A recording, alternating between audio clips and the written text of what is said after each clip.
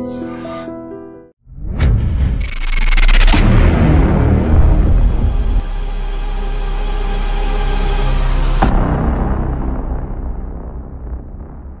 గోపాల్ వర్మ ఆ వ్యక్తిని చంపి ఆ తల తీసుకొచ్చి ఇస్తే ₹1,00,00,000 ఇస్తారని ఒక వ్యక్తి ఒక టీవీ డిబేట్లో అనౌన్స్ చేశాడు. అదేదో సెన్సేషన్ కోసం చేశాడు అనుకుందాం. దాని వెంటనే ఇంకొక వ్యక్తి స్పందించాడు, ఆన్సర్ చేశాడు, ఎస్ నేను మీ ఛాలెంజ్ని స్వీకరిస్తాను, తీసుకొస్తానని. దాని మీద ఆర్జీవి పోలీసులకు కంప్లైంట్ ఇచ్చారు, ఏపీ డీజీపీ గారికి. అది ప్రొసీజర్ ప్రకారం ఫాలో అవుతామని చెప్తున్నారు. ఇది కాగజబుల్ వస్తుందా, నాన్ కాగజబుల్ వస్తుందా? ఒకవేళ వస్తే ఏ సెక్షన్స్ పెట్టచ్చు? సార్ ఖచ్చితంగా నా ఇంప్రెషన్ అయితే 115 ఆఫ్ ఐపీసీ కింద 506 కింద వస్తుంది. 506 నాన్ కాగ్నిజబుల్.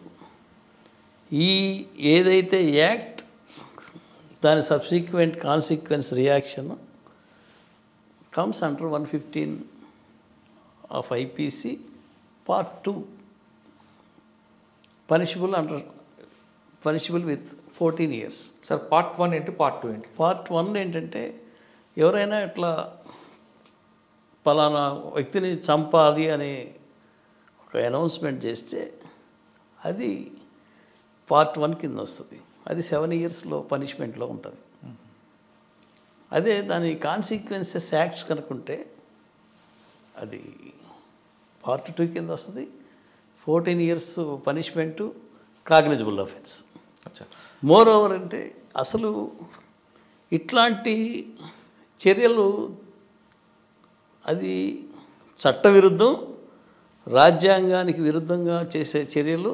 అవి అసలు ఎవరు ఆహ్వానించదగిన పరిణామాలు కాదు. ఎందుకంటే టీవీ డిబేట్స్లో పాల్గొంటున్నారంటే వారెవరైనా కానీ ఒక సమాజంలో ఒక స్థాయి కలిగిన వ్యక్తులే టీవీ డిబేట్లో కొంచెం జ్ఞానవంతులు పాల్గొంటారనేది పబ్లిక్ టాక్. కానీ ఇటువంటి చట్టవిరుద్ధమైన మాటలు, చట్టవిరుద్ధమైనటువంటి చర్యలు, రాజ్యాంగ వ్యతిరేకమైన భాషణలు, దూషణలు ఇవి ఖచ్చితంగా మనం ఖండించాల్సిందే. వాటిపైన ఖచ్చితంగా పోలీసులు కూడా చర్యలు తీసుకోవాల్సిందే. ఆయన ఆవేశంలో మాట్లాడాడని అంటుంటే ఆయన చెప్తాడు దానికి ఆన్సర్ అంటే అది చూస్తే ఏంటంటే రిపీటెడ్గా 3 times చేసినట్టుగా ఉన్నాయి. అవును, అది యాదృచ్ఛికంగా వచ్చింది కాదు, ఇంటెన్షనల్గా వచ్చినట్టు కనపడుతుంది. సార్ ఇప్పుడు మీరు చెప్తున్నట్టుగా పార్ట్ 1 పార్ట్ 2లో ఈయన రేట్ చేశాడు టాపిక్, ఒక వ్యక్తి ₹1,00,00,000 ఆఫర్ అని. దానికి ఆన్సర్ పోయి ఇంకొక ఆయన ఇచ్చాడు. ఇప్పుడు రేట్ చేసిన వ్యక్తికి పడుతుందా, ఆన్సర్ అయిన ఆయనకు కూడా ఇందులో ఇన్వాల్వ్ చేయొచ్చా? ఇద్దరికి ఉంటుంది. ఇద్దరు punishable under section 115 of. Okay, వీళ్ళిద్దరికి ఉంటుంది. కానీ ఆ చర్చలో పాల్గొన్న వ్యక్తులు కూడా ఇన్వాల్వ్ చేయొచ్చా? చర్చలో పాల్గొన్న ఆ డిబేట్ చేస్తున్న వాళ్ళకి అది ఎక్స్క్లూజివ్గా ఆ ఇష్యూ మీద డిబేట్ కాబట్టి అది ఎవరైనా సరే చట్టబద్ధంగా ప్రజా ఆమోదయోగ్యంగా ఆ సంభాషణ లేకపోతే ఆ డిస్కషన్ టాపిక్ మీద ఉండాలి. కానీ అది అదర్ దాన్ లా ఉండకూడదు కదా. కానీ ఆయన అడ్డుకుంటున్నారండి. అక్కడ డిబేట్లో కూర్చున్న వ్యక్తి ఈ టాపిక్ వద్దు అని చెప్పిన తర్వాత కూడా ఆయన మాట్లాడుతున్నప్పుడు అది ఇంటెన్షనల్గా మాట్లాడినట్టే, ఖచ్చితంగా ఇంటెన్షనల్గా మాట్లాడినట్టే. అచ్చా, ఇది కానీ ప్రూవ్ చేయాలంటే ఏం చేయాలంటే ఇప్పుడు వాటి కేవలం ఆ వాక్యాలు బట్టే కేసు పెట్టచ్చా? ఖచ్చితంగా అది ఏదైతే క్లిప్పింగ్స్ ఇవన్నీ ఉన్నాయో అవన్నీ కూడా 65B ఆఫ్ ఎవిడెన్స్ యాక్ట్ కింద కలెక్ట్ చేసి సెకండరీ ఎవిడెన్స్ కింద పెట్టేసేయచ్చు. వాటి ఈ సీడీస్ కానీ లేకపోతే డివిడీస్ కానీ లేకపోతే పెన్ డ్రైవ్లో కలెక్ట్ చేసుకున్నాయి కానీ పెట్టుకోవచ్చు. అది రివిజిబుల్ ఎవిడెన్స్. ఈ కేసులో శిక్ష పడాలంటే పోలీస్ ఇన్వెస్టిగేషన్ ఎలా చేయాలండి? పోలీసులు ఇన్వెస్టిగేషన్ ఏ విధంగా చేయాలి? పోలీస్ ఇన్వెస్టిగేషన్ అంటే మొత్తం మెటీరియల్ క్లిప్పింగ్స్ అవన్నీ కలెక్ట్ చేసుకొని ఎఫ్ఐఆర్ ఇష్యూ చేయాలా. అతన్ని కాగ్నిజబుల్ అఫెన్స్ కాబట్టి అరెస్ట్ చేయొచ్చు, నాన్ బెయిలబుల్. సార్ మీరు ఐపీసీ 115 చెప్పారు, ఇందులో 307 ఎందుకు రాకూడదు? రాదు. ఎందుకు? Abatement to commit to offer the death of the concern person. కరెక్టే. దీన్ని అటెంప్ట్ మర్డర్ కింద రాదు అసలు. అంటే ఇప్పుడు ఇప్పుడు ఆయన ఆఫర్ ఇచ్చాడు కాబట్టి అబేట్మెంట్ కిందనే వస్తుంది. ఓకే, రేపు ఆ వ్యక్తి మీద దాడి చేయబోయాడు అనుకోండి, అప్పుడు వస్తుంది 307. అప్పుడు 302 రాదు, 307 వస్తుంది, ఖచ్చితంగా వస్తుంది. ఎవరైనా అటెంప్ట్ చేస్తే వస్తుంది. ఓకే, కానీ ఇటువంటి చర్యలు చూస్తుంటే ఏమనిపిస్తుంటుందండి? ఒక వ్యక్తిని చంపమని ఆఫర్ చేయడం, ఇంకో వ్యక్తి ఆన్సర్ చేయడం, ఇది ఇటువంటి సిచ్యువేషన్ పులుస్తా పడాలంటే ఏం చేయాలి? నాగరిక సమాజం ఆమోదించని విషయాలు ఇవి. ఇటువంటి చర్యలపైన ఖచ్చితంగా పోలీసులు యాక్షన్ తీసుకుంటేనే ఇంకొకళ్ళు ఎవరు రిపీట్ చేయకుండా ఉంటారు.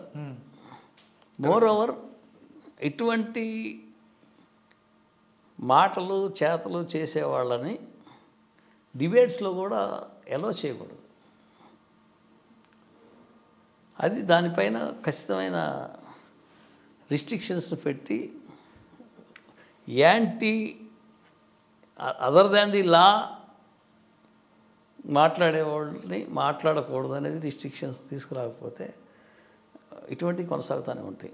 సార్, కొంతమంది ఏమంటారంటే ఏదో ఆకతాయిగా అన్నాడు, దాని అంత సీరియస్గా తీసుకోక్కర్లేదని ఒక వర్గం అంటారు. మరొక వర్గం లేదు, నిజంగా డబ్బులు అవసరం ఉన్న వాళ్ళు ఎవరైనా ఆ ఆఫర్ని యాక్సెప్ట్ చేస్తే చాలా దాంట్లో సీరియస్నెస్ ఎక్కువ ఉందని అంటుంటారు. అవును, ఖచ్చితంగా సీరియస్నెస్ ఉంటుంది. ఖచ్చితంగా ఇతను సిద్ధపడి ఇవ్వటానికి తీసుకొని యాక్షన్ చేయడానికి వెళ్ళే పరిస్థితి ఉన్నప్పుడు నిజంగా సివియర్ అఫెన్స్ ఏది. సార్, గతంలో కూడా ఇటువంటి కేసు బాంబేలో జరిగినట్లుంది కదా? అవునండి, ఒకసారి ఐ థింక్ దీపికా పడుకునే కేసు అనుకుంటా. ఆమెతో పాటు ఇంకొక కేసులో కూడా అవును జరిగింది. అప్పుడు ఆ కేసులో శిక్ష పడింది వాళ్ళకి? అంటే ఇంకా ట్రైల్ అయినట్లేదండి, అది రిజిస్టర్ చేశారు కేసులు అంతే. ఓకే సార్, ఇప్పుడు ఈ వ్యక్తి ఆఫర్ ఇచ్చాడు, కానీ ఆర్జీవి గారికి మీద ఎవరికో వేరే వాళ్ళకి కక్ష ఉందనుకోండి, వాళ్ళు ఎవరు అటెంప్ట్ చేస్తే ఈయనకి వస్తుంది అది? అది ఎవరు చేశారనేది ప్రూవ్ కాకపోతే రావచ్చు, ఖచ్చితంగా రావచ్చు. ఇటువంటి ఇకపై జరగకుండాలంటే పోలీస్ సీరియస్ ఖచ్చితంగా యాక్షన్ తీసుకోవాల్సిందే. ఓకే, అంటే ఎందుకంటే కేసుని ఇంకా ప్రొసీజర్ అంటూ తాత్సారం చేశారు అనుకోవచ్చు మనం. అంటే ఇప్పుడు జనరల్గా ఇటువంటి కేసులు జరిగితే కాగజబుల్, నాన్ కాగజబుల్. కాగజబుల్ అయితే వెంటనే ఎఫ్ఐఆర్, నాన్ కాగజబుల్ అయితే కోర్టు పంపించి కోర్టు ద్వారా తీసుకొస్తారు. కానీ ఇక్కడ కాగజబుల్ కనిపిస్తుంది కదా, కనిపించిన తర్వాత కూడా ఎందుకు డిలే చేస్తున్నారు? ఇమీడియట్గా చేయాలి వాళ్ళు, పోలీస్ చేయాల్సిన డ్యూటీ అదే. దీని వెనక ఏమైనా అంటే మేబీ ఇన్ఫ్లుయెన్సెస్ ఉండొచ్చు ఏమన్నా. సార్, ఇంకా ఫైనల్గా వద్దాం. ఈ డిపార్ట్మెంట్కి వచ్చే వాళ్ళకి మీరు ఇచ్చే మెసేజ్? ఈ డిపార్ట్మెంట్కి లా చేసిన వాళ్ళు లేదా చెయ్యాలనుకున్న వాళ్ళు, ఈ ప్రొఫెషన్లోకి రావాలనుకున్న వాళ్ళకి మీరు ఇచ్చే మెసేజ్? సార్, ఇది గ్రేట్ నోబల్ ప్రొఫెషన్ సార్.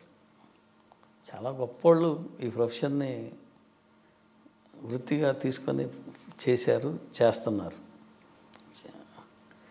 ఈ వృత్తి ఎప్పటికీ గొప్ప వృత్తే.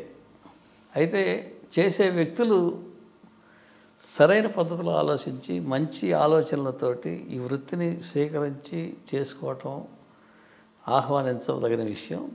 మోర్ ఓవర్ ఏంటంటే ఖచ్చితంగా ప్రొఫెషనల్ ఎథిక్స్ని మెయింటైన్ చేయటం, కాపాడటం చేస్తే ఈ ప్రొఫెషన్ ఎప్పటికీ కూడా నోబల్గానే ఉంటుంది. ప్రొఫెషనల్ ఎథిక్స్ని వైలేట్ చేస్తారో అప్పుడే ఈ వృత్తికి ఒక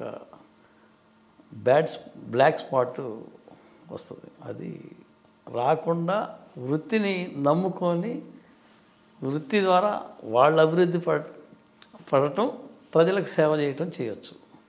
ఓకే, లా ప్రొఫెషన్ అనేది నోబెల్ ప్రొఫెషన్ అంటున్నారు శాంతకుమార్ గారు. ఖచ్చితంగా ఈ ప్రొఫెషన్లకు వస్తే మీకు వస్తున్న గౌరవం అనేది తరతరాలుగా కనిపిస్తుంటుంది.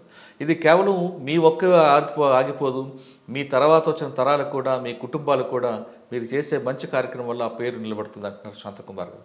తప్పకుండా పేద ప్రజలకు న్యాయం చేయాలంటే ఈ ప్రొఫెషన్లకు రండి, వాళ్ళందరికీ న్యాయం చేయండి, అందులో ఉన్న సంతృప్తిని మీరు పొందండి. ఇది ఈ వారం శాంతకుమార్ గారి ఎక్సలెంట్.